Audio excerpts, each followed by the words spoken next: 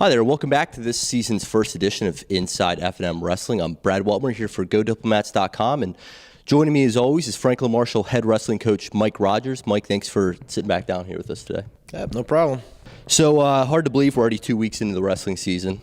So your guys have already competed in a few tournaments, Fall Brawl hosted by Ursinus, Binghamton Open, Stroudsburg Open, and you've already opened your dual meet season at Army. So just talk about some of the performances from your wrestlers that have stood out to you so far.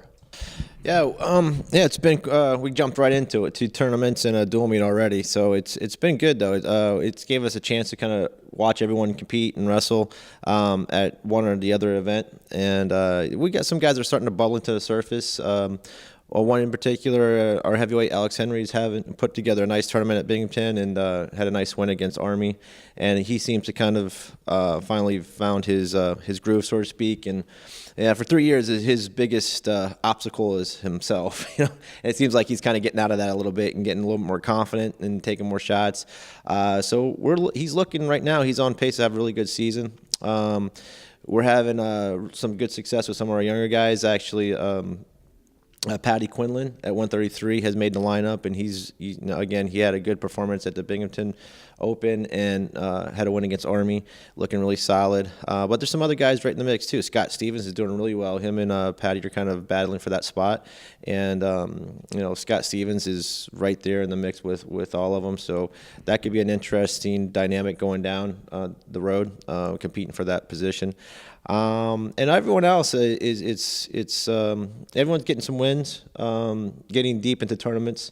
We're finally getting an idea of what we need to work on. That's the biggest thing. When we're training, you kind of have an idea what everyone needs to do, but when you get in competition, you see our weaknesses, you see our strengths, areas of concern. So that's what we've been focusing on this week. And so you've had a few freshmen crack your lineup, and they've performed pretty well in the tournaments. And you already mentioned Patty Quinlan, but just talk about some of your other freshmen. You have to be happy with what you've seen so far with them. Yeah, well, at 25, we have Danny Martarcio is in the lineup. So we have freshmen at 25 and 33, and that's tough for a dual meet. Those 2 young guys stepping out there to get the team started, but they're handling it really well. And along with that, at 25, we have Edgar's doing really well for us. He's going to all the opens, and all the other freshmen. They're all learning, so it's really nice to see them going out there and compete and seeing them wrestle. And at the first college experience, I think the biggest adjustment they're getting used to is just the pace. I think that's the hardest thing for our freshmen to get used to is the college pace, especially at the Division I level, is a lot higher. Very small room for mistakes. And they're learning, and they're not liking it, when they're not successful, which is good. I don't see any complacency right now. That's what I look for in freshmen. Sometimes they get beaten to submission, and they're not doing that. They're still wanting to compete and getting better, watching film, and still challenging for spots. Like I said, the one freshman that's really standing out, well, the 2 I'd probably say is those 2, is Danny Martacci at 25 and Patty Quinlan at 33. But Jay Connors is doing really well. Our upper weights are doing really well. So, it's going to be interesting to see how those guys develop. Yeah, and so you've split your squad the last 2 weekends, but coming up on Sunday, you just have a single event, Sacred Heart, 5:30. Last year your team was completely dominant, 43-0 at the Mazer Center. It was the program's first dual meet shutout since 2006. Obviously, it's going to be tough to repeat that performance again this year, but what are you kind of expecting going into Sunday from your guys? Well, it's not the same Sacred Heart team, I'll tell you that. They got a new AD, and they've been putting together. They have a new coaching staff, and they brought in, I think, like 30 some recruits last year. So they're young, but they definitely have another level of talent that they haven't had in a long time. So we're gonna be in a battle. I'm not taking them lightly. We watched them compete at both Binghamton and at the Stroudsburg Open, and they look really good. They're in shape. They're ready to go. So our guys need to be on our game. So we're not taking them for granted. But I would hope and I would think our guys are prepared for that too. They're going to make this a big event for them. I think it's their first dual meet at home, and they're doing a lot of promotion for it, which our guys should be used to. Our guys, should be prepared for a hostile environment, and that's what we want, and that's what we hope for. And if they can provide that for us, I think it's going to work in our favor.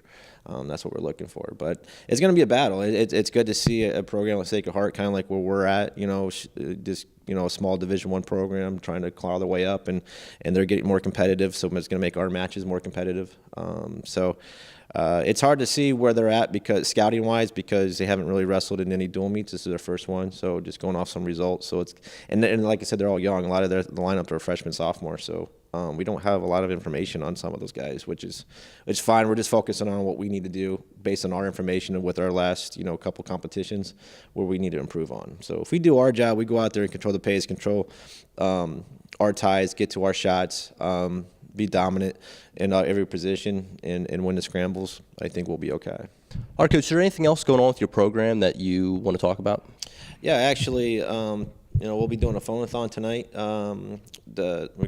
did that for our first phone-a-thon last year and went really well. So again, we're looking, fundraising is a big part of what we're doing and getting people involved. If you get a phone call from our guys, pick up the phone and give them a hard time.